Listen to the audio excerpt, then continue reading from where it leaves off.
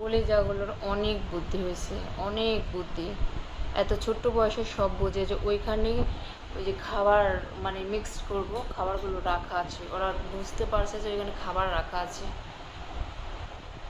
কেমনে জানলো যে ওইখানে খাবার রাখা আছে?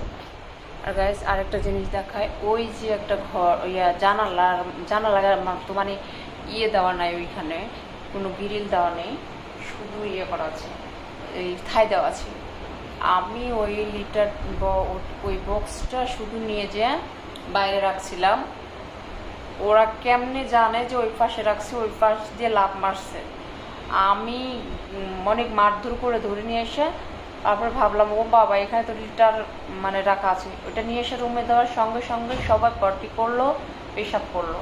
আর এই যে দেখেন অবস্থা, আমি তো বাসা চেঞ্জ করছি, সব কিছু এলোমেলো। ওই যে জুম করে দেখাচ্ছি আমি,